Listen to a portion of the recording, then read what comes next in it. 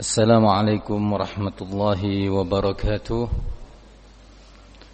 Alhamdulillahi rabbil alamin, wassalatan wassalaman ala al-mab'uthi rahmatan lil alamin, nabiyina wa habibina Muhammad ibn Abdullah ar-rasulil amin, wa ala alihi at-tahirin wa ashabihi al-akramin wa man tabi'ahum bi ihsanin ila yaumiddin.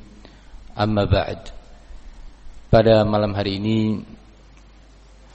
kita berkumpul di masjid yang mulia ini, di rumah Allah ini, untuk membahas secara singkat salah satu tema dalam agama kita.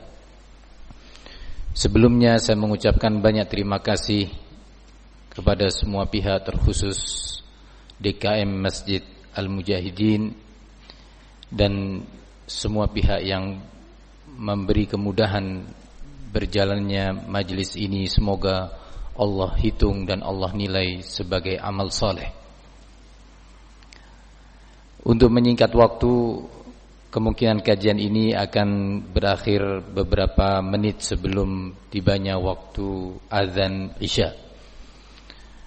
Berdasarkan keterangan sesepuh kita, Ketua DKM Al-Mujahidin, waktu seperti ini pada hari Ahad malam Senin itu memang waktu yang lebih banyak dimanfaatkan oleh saudara-saudara kita untuk bersilaturahmi atau berkunjung sanak saudara. Maka mungkin saya akan membatasi beberapa pembahasannya. Harapan semoga Allah perjumpakan kita kembali dalam kesempatan yang lebih baik. Tema kajian kita seperti sudah diumumkan, agar anak Anda tidak menjadi teroris. Kalau tadi disebutkan kepada siapa sasaran kajian ini dan tema ini, sebenarnya yang mendorong munculnya tema ini pertama adalah karena semakin banyaknya anak-anak muda yang terjaring dalam jaringan yang tidak dibenarkan oleh agama kita. Kedua, dalam beberapa berita yang sampai kepada kami, tidak sedikit dari orang tua, ayah ataupun ibu yang tidak menyangka, tidak mengira bahwa ternyata anaknya telah terlibat dalam jaringan tersebut.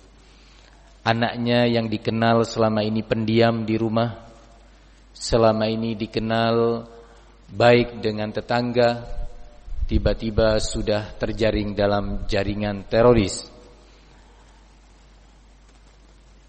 Kemudian kajian ini sebenarnya juga diadakan sebagai bentuk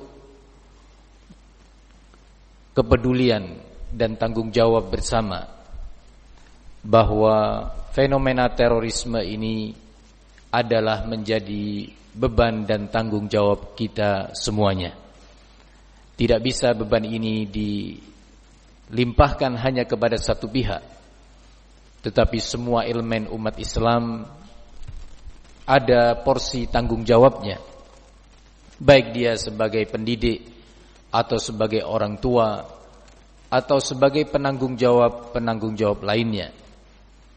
Kaum muslimin yang saya muliakan, tentu ketika kita berbicara terorisme dan teror itu sendiri adalah pembahasan yang cukup luas.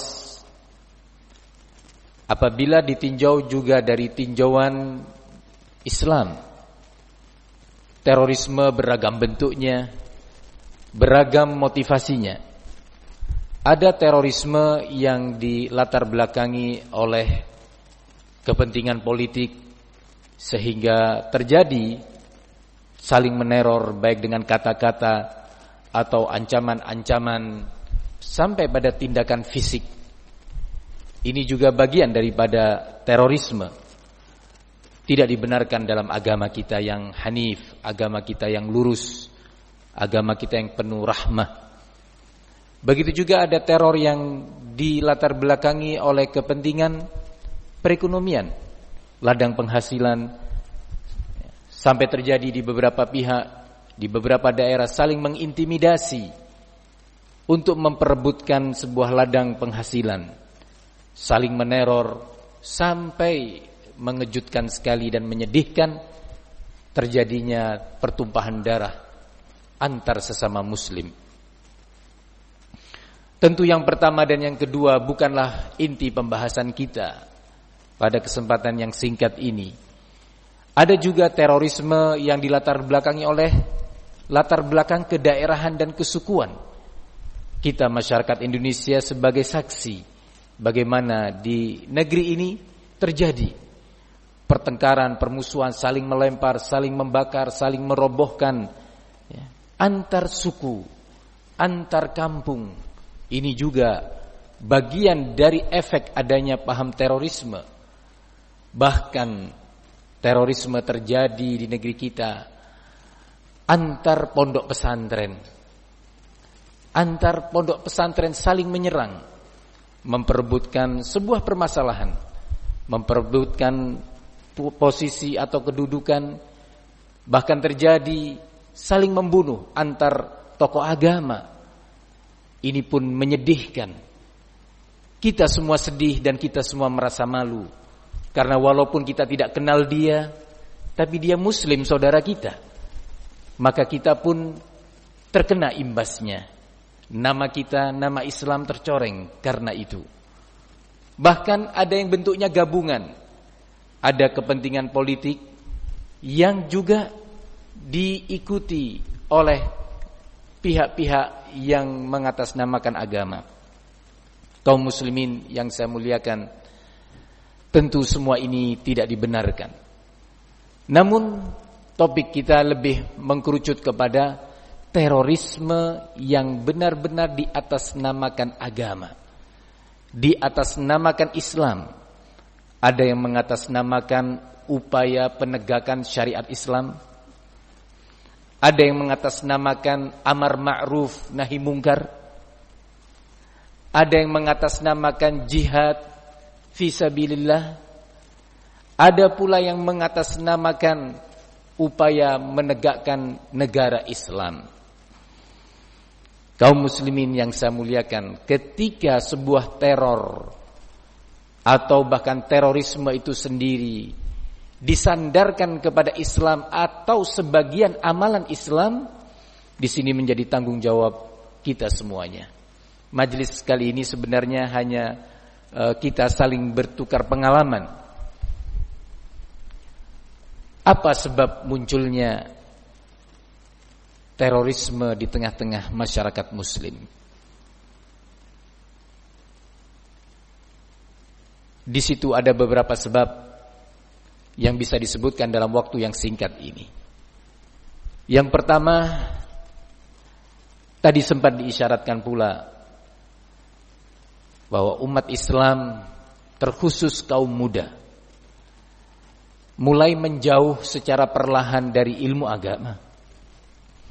Terkhusus kaum muda kurang tekun dan kurang sabar, bahkan kurang berminat untuk mempelajari Al-Quran sebagai kalamullah. Bagaimana Al-Quran ini diturunkan, ayat-ayatnya, kandungan makna dan hukum yang terdapat padanya. Al-Quran tentunya diturunkan oleh Allah untuk dijadikan sebagai pedoman hidup, sehingga ayat demi ayat di dalam Al-Quran berkaitan dengan kehidupan keagamaan kita, kehidupan keimanan kita, ibadah kita, budi pekerti kita, dan yang lainnya.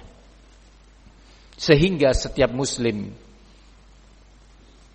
sangat terpanggil untuk mengenal Al-Quran. Begitu juga kaum muda-mudi khususnya kurang berminat, hampir-hampir punah minat tersebut untuk mempelajari sunnah Nabi, hadis-hadis Nabi yang beliau diutus oleh Allah untuk mengajarkan kepada umat agama, merinci dan menjabarkan hukum-hukum agama. Nabi kita itu adalah teladan terbaik dalam semua urusan agama, baik dalam urusan akhlak, budi pekerti, moral ataupun dalam membina rumah tangga, beliau yang terbaik. Dalam tata cara ibadah, tata cara berdakwah, tata cara berjuang, tata cara amar ma'ruf nahi mungkar, beliau Nabi kita adalah yang terbaik. Sebagaimana Allah katakan, laqad kana lakum fi rasulillahi uswatun hasanah. Telah ada pada diri Rasul bagi kalian wahai kaum mukminin teladan yang baik. Kaum muslimin yang saya muliakan, ini adalah sebab pertama. Kenapa saya katakan demikian? Karena kaum teroris tidaklah mereka orang-orang yang berwajah seram, jauh dari nilai-nilai keagamaan. Bahkan tidak jarang dari mereka yang datang dengan penampilan-penampilan agama. Ini yang pertama. Yang kedua, beberapa ucapan mereka mengutip ayat-ayat Al-Quran, mengutip hadis-hadis Nabi sallallahu alaihi wasallam. Tentu seorang muslim, terkhusus kaum muda yang selama hidupnya jauh dari bimbingan ilmu Al-Quran dan ilmu sunnah Nabi, akan dengan mudah terperanjat, akan dengan mudah tertarik, terpesona dengan kutipan-kutipan tersebut. Ambil contoh ketika mereka mengutip ayat-ayat Al-Quran tentang jihad. Jihad sebenarnya adalah salah satu ibadah dalam Islam. Banyak ayat Al-Quran yang memerintahkan, menghimbau, memuji jihad fisabilillah. Tidak cukup 30-40 ayat di dalam Al-Quran. Kalau tadi Bapak Imam kita di sholat maghrib membaca surat Ali Imran, di dalam surat Ali Imran Allah mengatakan dalam salah satu ayatnya, am hasibtum an tadkhulul jannah walamma ya'lamillahu alladhina jahadu minkum wa ya'lamas sabirin. Apakah kalian mengira bahwa kalian akan masuk surga sementara belum terbedakan bagi Allah siapa di antara kalian orang-orang yang berjihad dan siapa yang sabar di dalam menanggung konsekuensi amalan. Disebutkan kata-kata jihad di dalam surat At-Taubah dan diulangi lagi dalam surat At-Tahrim. Allah mengatakan, ya ayuhan nabi jahidil kuffara wal munafiqin. Wahai sekalian nabi, berjihadlah melawan orang-orang kafir dan melawan orang-orang munafikin. Sehingga jihad bagian daripada Islam, sebagaimana sholat bagian daripada Islam. Namun penting kaum muslimin, terkhusus anak-anak muda, mengetahui bahwa setiap ibadah dalam Islam ada ketentuan-ketentuannya, ada rukun-rukunnya, ada syarat-syaratnya, kapan boleh diterapkan, kapan tidak boleh diterapkan. Kalau diterapkan bagaimana caranya? Sering dipermisalkan sholat, salah satu syaratnya adalah tibanya waktu. Kalau sekarang ini ada seorang muslim dengan baju yang bersih, dengan minyak wangi yang harum, ikhlas karena Allah, duduk di saf terdepan dan berdiri hendak melakukan sholat isya. Sholat isya, jawabannya tidak boleh baginya melakukan sholat isya. Kalau dia menjawab, saya ikhlas demi Allah, benar, Anda ikhlas, tapi belum tiba waktu sholat isya. Kaum muslimin yang saya muliakan, sebuah amalan yang dilakukan keluar dari waktunya, maka dia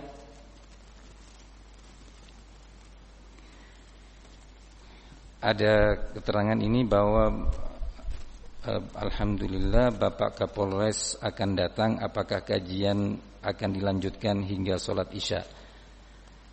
Setelah ba'da sholat isya, insyaallah mungkin kita akan duduk beramah tamah dengan beliau.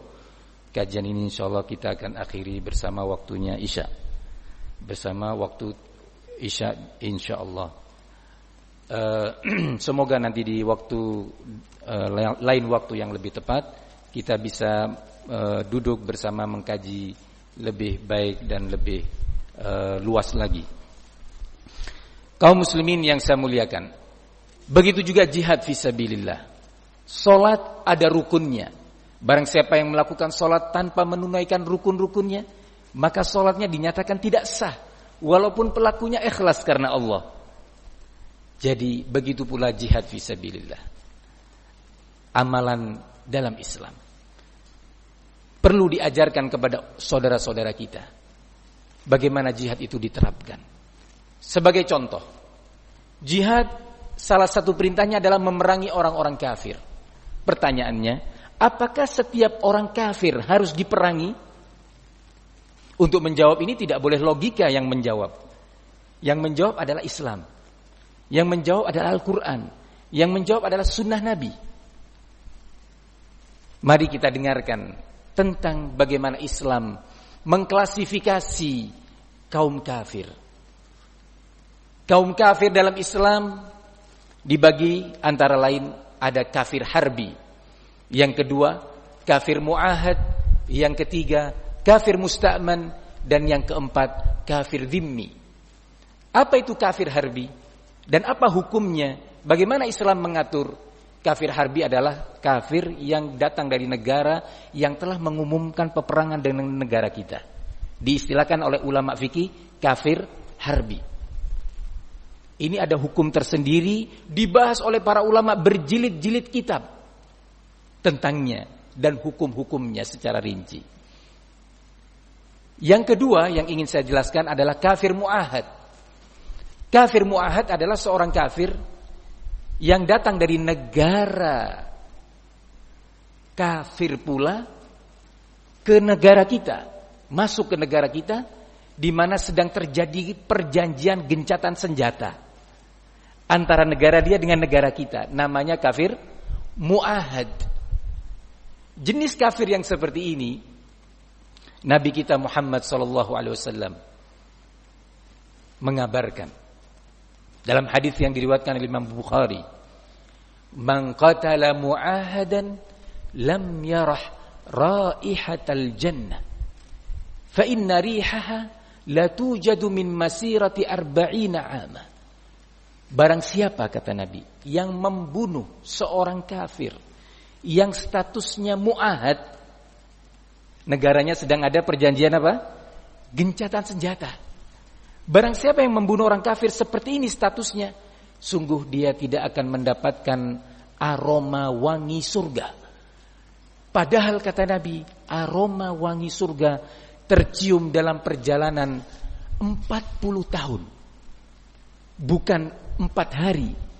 40 tahun tercium. Seorang muslim yang membunuh kafir statusnya mu'ahad tidak akan mendapatkan aroma wangi yang indah dan segar itu. Aroma wangi surga. Kita lihat yang berikutnya. Kafir musta'min. Hukumnya sama dengan kafir mu'ahad. Apa itu kafir musta'min? Seorang kafir dari negara kafir yang tidak ada peperangan dengan negara kita. Normal-normal saja hubungannya. Datang ke negara kita untuk sebuah kepentingan.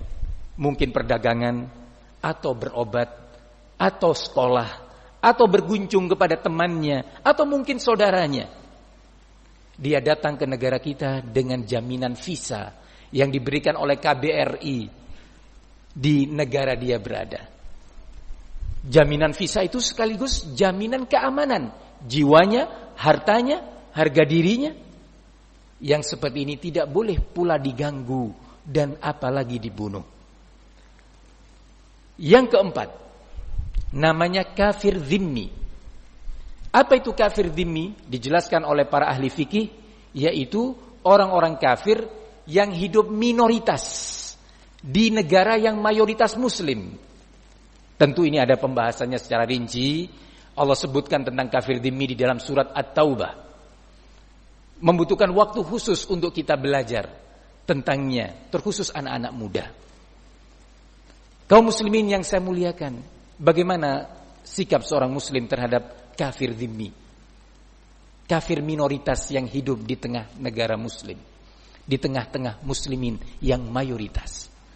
Nabi kita dalam sebuah hadis yang diriwayatkan oleh Imam Al-Khatib dalam karyanya Tarikh Baghdad rahimahullah, Kitab ini ditulis lebih dari 700 tahun yang lalu. Salah satunya adalah hadis dari sahabat Abdullah bin Mas'ud. Nabi kita berkata, "Man adza dhimmiyan fa ana khasmuhu yaumal qiyamah." Barang siapa yang membunuh barang siapa yang mengganggu, apalagi membunuh. Barang siapa yang mengganggu seorang kafir yang statusnya dhimmi, maka aku akan menjadi musuh dia nanti di hari kiamat. Siapa yang siap dirinya menjadi musuh Nabi Muhammad sallallahu alaihi wasallam? Tentu kita ingin bersama dengan Nabi sallallahu alaihi wasallam. Kaum muslimin yang saya muliakan, ini contoh bahwasanya tidak setiap yang namanya kafir boleh dibunuh.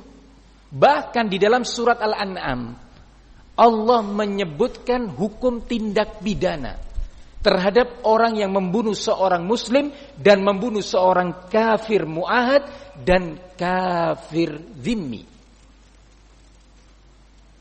Tapi saya akan pindah kepada masalah lain terkait jihad itu sendiri. Jihad kalau memang harus terlaksana, persyaratan berikutnya adalah harus dibawa izin dan perintah pemerintah muslim. Dan alhamdulillah, pemerintah kita ini ya pemerintah muslim. Wajib kita mendengar dan taat kepada perintahnya selama tidak bertentangan dengan Al-Quran dan tidak bertentangan dengan bimbingan Rasulullah sallallahu alaihi wasallam. Kalau ada orang yang ingin berjihad, harus mendapatkan izin pemerintah. Kalau tidak diizinkan, berarti jihad yang dia lakukan dengan tanpa izin tadi adalah jihad yang salah. Tidak diterima sebagai amal soleh oleh Allah subhanahu wa ta'ala. Di antara ketentuan jihad, jika memang harus dilaksanakan, adalah proses peperangannya pun diwarnai dengan kasih sayang. Tidak sembarang bunuh. Jangankan seperti yang dilakukan sekarang, meledakkan masjid, meledakkan fasilitas-fasilitas umum. Korbannya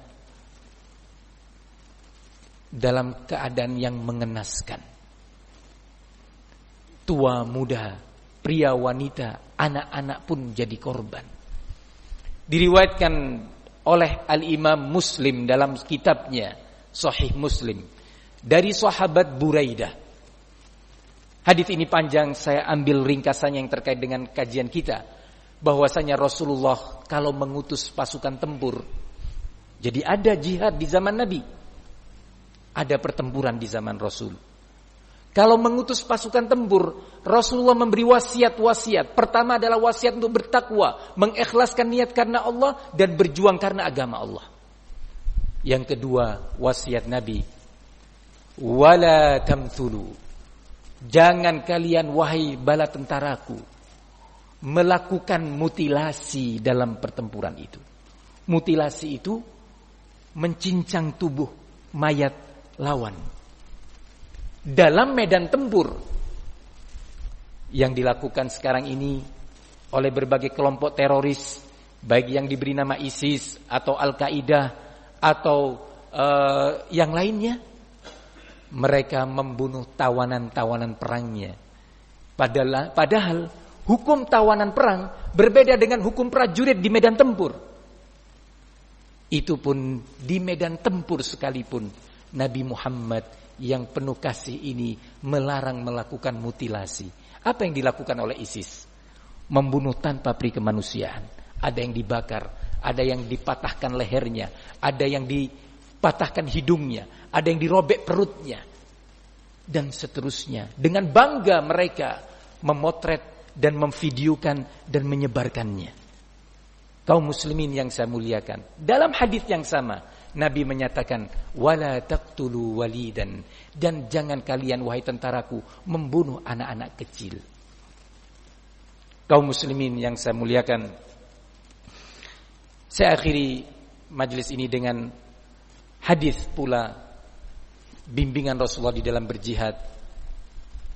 Suatu hari Rasulullah melakukan inspeksi pasca sebuah pertempuran, memeriksa korban-korban perang baik dari kalangan muslim termasuk juga korban perang dari kalangan kafir. Tiba-tiba Rasulullah mendapati sebuah mayat seorang wanita kafir. Mayat wanita musyrik. Bukan muslimah, bukan mukminah. Apa Nabi berbangga? Apa Nabi mendiamkan pemandangan itu?